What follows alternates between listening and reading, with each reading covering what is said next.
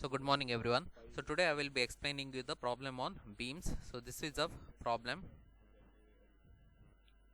So this is the problem you have. So the problem states that a cantilever beam is loaded as shown in the figure. Determine the nodal deflection and slope. Take E equals 7 into 10 raised to 9 Newton per meter square and I equals 4 into 10 raised to minus 4 meter to the power 4. So this is the problem you have. So this is the simple beam, that is it has uniformly distributed load as well as a point load, and at node 1 so it is fixed.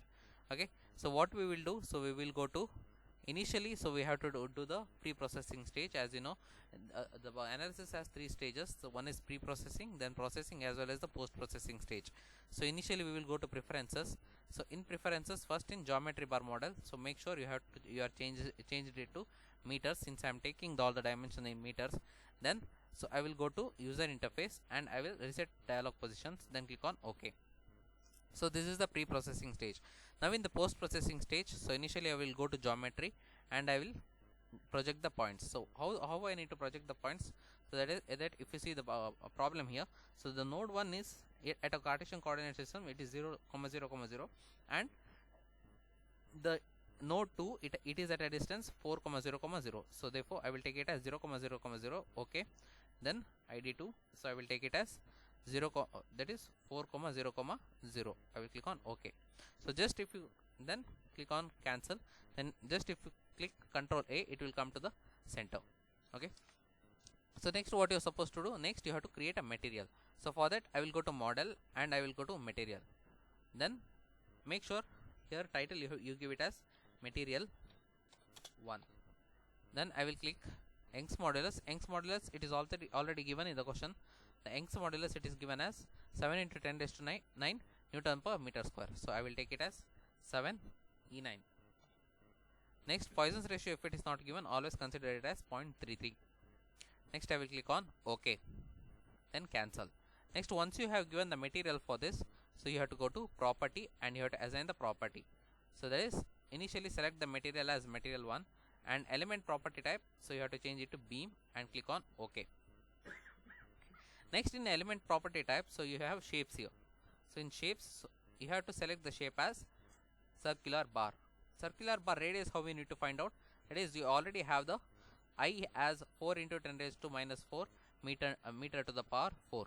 So whereas the formula in order to find the diameter, it will be like I is equal to, that is pi d to the power 4 by 64. So as when you calculate by using the formula, you will get radius as 1 point, you will get it as 1.018 into 10 raised to minus 3. So that I will write it as E minus 3 and I will just click on OK. Okay, so next I will click on OK again, then cancel. So the property also has been set here. Now I will go to model and I will click on load. So before that, so I have to do the meshing part. So meshing, so first I will go to mesh control, then I will give mesh along the curve. So I will select my whole curve, then I will click on OK. The number of elements I will take it as 1, then I will click on OK, then cancel. Next I will go to mesh and I have to do the mesh geometry. Now the mesh geometry, I will go to curve and I will select the curve. So this is the first curve, so I will select that and I will click on OK and make sure you give the property as beam property here and click on OK. Now the vector locate, every time what you need to do, you have to take base as 0, 0, 0 and tip y as 1, except that everything as 0. Then I will click on OK. So this is my mesh part. Now the meshing is also been done. Just go to tools and check whether all the coincide nodes are there. So that is, go to tools, then there coincide nodes, select all these things, click on OK, then merge coincide entities and click on OK. Next what you need to do, after meshing, next you need to do here at this node 1 you have total constraint, isn't it? See the question.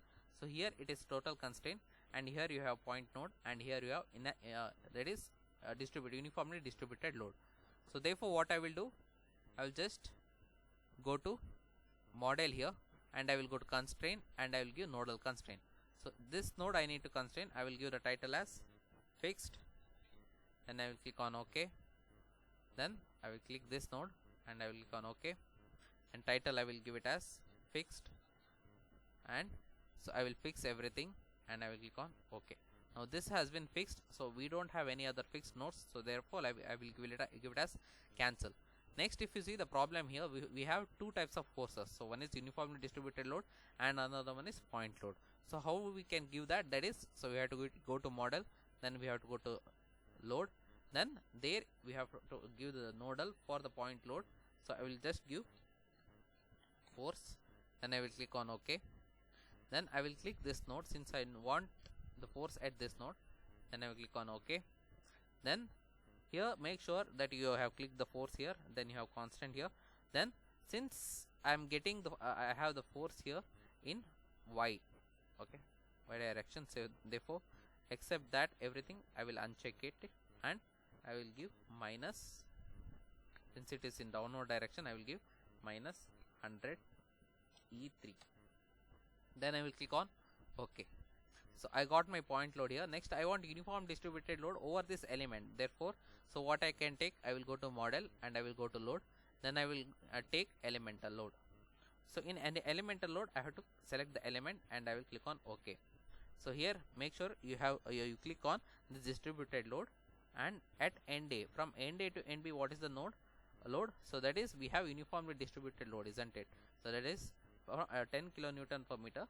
So that is downward direction. Therefore what I will take, minus 10 E3. Same thing I will take here, minus 10 E3. I will click on OK. Now it is global y direction, therefore click on OK. So this is my total problem. So how to solve this problem? So this is processing stage. Now in processing stage, so we have to analyze it. So to analyze, we will go to model and we will click on analysis. So in analysis, I will take new analysis, and here what you need to change, analysis type we have to change it as static. Then title I will give it as UDL, and I will click on OK. Now I will click on analyze. So when you click on analyze, the analysis will be done. So as soon as analysis is done, here load results will be enabled. Now click on load results and it will give you if there are any fatal error or warning. Then I will just click on continue. So after that, what you need to do, you have to click on F5. So when you click F5, so you will get all the options that you require to get the analysis. So that is features, deform as well as beam diagram. Then I have to click on deformed and counter data. So when you click on deform and counter data, so first, so select it as displacement. So when you select it as displacement, so I have to select T2 translation in both things. So T2 translation. So as soon as you select the T2 translation, so the minimum as well as maximum value will be shown here itself. That is at ID1 as well as at ID2. So what is the value? So it will be already shown here. Then just click on OK. Then click OK. So you got your deformed value as well as all the values at different sites. So if you want the values at different nodes, what you can do, you can go to list, then go to output, then you can go to query. So in query, so I will select displacement, then I will click on node and I will click on my second node, then just click on more and click on OK. So in the message box you will get all the results. Okay, so if you want this in animated view, so just click here, so you get the animated view. Okay, so similarly, so in order to get the stress value, so what you can do, you can go to F5 and same features, animate and beam diagram, just deform and counter data. Here you select the stresses. Next here you need to select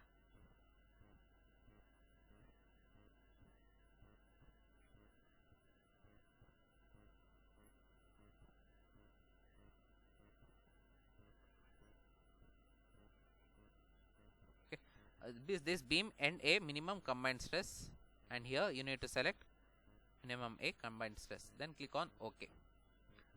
Okay, so this is the stress. So this is in the animated view. So